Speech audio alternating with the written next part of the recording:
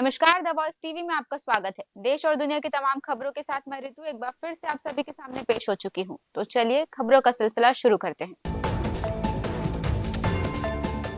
बात करेंगे पहली खबर की, जहां राष्ट्रपति द्रौपदी मुर्मू आज उत्तर प्रदेश के गोरखपुर में महायोगी गुरु गोरखनाथ आयुष विश्वविद्यालय का उद्घाटन करेंगी। इस मौके पर प्रदेश की राज्यपाल आनंदीबेन पटेल और मुख्यमंत्री योगी आदित्यनाथ मौजूद रहेंगे। राष्ट्रपति के उत्तर प्रदेश दौरे के दूसरे दिन गोरखपुर में महायोगी गुरु गोरखनाथ के नाम पर राज्य के पहले आयुष विश्वविद्यालय का उद्घाटन होगा। ये आयुर्वेद, यूनानी और होम्योपैथी सहित पारंपरिक चिकित्सा पद्धतियों में शिक्षा और उपचार दोनों का एक महत्वपूर्ण केंद्र होगा। एक अकादमिक संस्थान से बढ़कर ये विश्वविद्यालय रोजगार के नए रास्ते खोलेगा और क्षेत्र में औषधीय पौधों की व्यावसायिक खेती को बढ़ावा देगा। इस विश्वविद्यालय की आधारशिला 28 अगस्त 2021 को तत्कालीन राष्ट्रपति रामनाथ कोविंद ने रखी थी। 52 एकड़ में फैले इस विश्वविद्यालय को 267 करोड़ रुपए से अधिक के स्वीकृत बजट से विकसित किया गया है। विश्वविद्यालय के उद्घाटन के बाद राष्ट्रपति गोरखनाथ मंदिर भी बनाए जाएंगे। इसके अलावा राष्ट्रपति मुर्मू सोनबरसा में महायोगी गोरखनाथ विश्वविद्यालय के आरोग्य ध्यान परिसर में शैक्षणिक ब्लॉक, ऑडिटोरियम और पंचक्रम केंद्र का उद्घाटन भी करेंगी और बालिका छात्रावास की आधारशिला रखेंगी। राष्ट्रपति के दौरे के मद्देनजर गोरखपुर में सुरक्षा के कड़े इंतजाम किए गए हैं। बात करेंगे अगली खबर की, जहां रेल मंत्रालय ने आज से प्रभावी होने वाली यात्री रेल सेवाओं के मूल किराए को तर्कसंगत बना दिया है।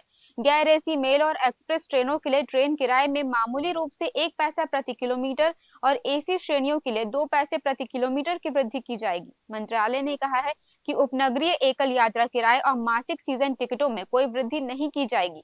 मंत्रालय ने यह भी कहा कि आरक्षण शुल्क, सुपरफास्ट अधिभार और अन्य शुल्क अपरिवर्तित रहेंगे। इसने इस बात पर प्रकाश डाला कि इस कदम का उद्देश्य किराया संरचनाओं को सुव्यवस्थित करना और यात्री सेवाओं की वित्तीय स्थिरता को बढ़ावा देना है। बढ़ेंगे अगली खबर की ओर, जहां भारतीय मौसम विभाग ने कहा है कि जुलाई 2025 के दौरान पूरे देश में मासिक औसत वर्षा सामान्य से अधिक रहने की संभावना है, जो दीर्घावधि औसत के 106% से अधिक होगी। आईएमडी के महानिदेशक मृत्युंजय महापात्रा ने एक प्रेस कॉन्फ्रेंस को संबोधित करते हुए कहा कि देश के अधिकांश हिस्सों में सामान्य से लेकर सामान्य से अधिक बारिश होने की संभावना है। बात करेंगे अगली खबर की, जहां हिंदू प्रशांत क्षेत्र में समुद्री सहयोग को बढ़ावा देने की एक ऐतिहासिक पहल के तहत भारत, जापान, अमेरिका और ऑस्ट्रेलिया के तटरक्षकों ने पहली बार क्वाड एट सी शिप ऑब्जर्वर मिशन शुरू किया है।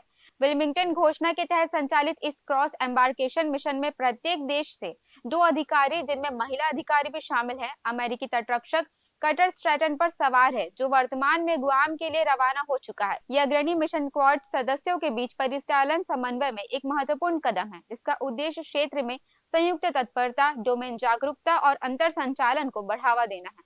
ये सितंबर 2024 में क्वाड लीडर समिट में व्यक्त किए गए दृष्टिकोण के अनुरूप है और एक स्वतंत्र, खुले, समावेशी और नियम आधारित एंटो पैसिफिक के प्रति प्रतिबद्धता को मजबूत करता है। भारत की भागीदारी इसकी रणनीतिक सागर सिद्धांत को रेखांकित करती है और इसकी व्यापक इंडो पैसिफिक महासागर पहल का समर्थन करती है, जो क्षमता निर्माण, मानवीय प्रयासों और समुद्री कानून को बनाए रखने पर केंद्रित है। क्वाड एट सी पहल भविष्य के क्वाड कोस्ट कॉर्ड हैंडशेक के लिए आधार तैयार करती है, जो बढ़ते विश्वास और उभरती समुद्री चुनौतियों को सहयोगात्मक रूप से संबोधित करने के लिए साझा संकल्प को दर्शाती है। बढ़ेंगे अगली खबर की ओर, जहां विदेश मंत्री डॉक्टर एस जयशंकर आज अमेरिका के वॉशिंगटन डीसी में क्वाड विदेश मंत्रियों की बैठक में भाग लेंगे। विदेश मंत्रालय ने एक बयान में कहा कि क्वाड विदेश मंत्री इस साल 21 जनवरी को वॉशिंगटन में हुई विदेश मंत्रियों की पिछली बैठक के दौरान हुई चर्चाओं को आगे बढ़ाएंगे। वे क्षेत्रीय और वैश्विक विकास, विशेष रूप से हिंद प्रशांत से संबंधित विचारों का आदान प्रदान करेंगे और भारत द्वारा आयोजित क्वाड लीडर समिट से पहले विभिन्न क्वाड पहलों पर हुई प्रगति की समीक्षा करेंगे। बयान में कहा गया कि मंत्रियों से स्वतंत्र और खुले हिंद प्रशांत के साझा दृष्टिकोण को आगे बढ़ाने के उद्देश्य से नए प्रस्तावों पर विचार विमर्श करने की भी उम्मीद है। अमेरिकी विदेश मंत्री मार्को रूबियो इस बैठक की मेजबानी करेंगे, जिसमें ऑस्ट्रेलिया के विदेश मंत्री पेनी वोंग और जापान के विदेश मंत्री इवाया ताकेशी भी शामिल होंगे। बढ़ेंगे अगली खबर की ओर, जहां फुटबॉल में भागीदारी को बढ़ावा देने और छात्रों के बीच एक मजबूत खेल संस्कृति को बढ़ावा देने के लिए देश भर के स्कूलों में लगभग 10 लाख फुटबॉल वितरित किए जाएं। केंद्रीय शिक्षा मंत्री प्रधान ने खेल के प्रति अपनी व्यक्तिगत प्रेम को व्यक्त करते हुए इस बात पर जोर दिया है कि एक छोटे स्कूल में एक फुटबॉल भी बच्चों को खेल से जुड़ने और खेलने के लिए वास्तविक जुनून विकसित करने के लिए प्रेरित कर सकता है।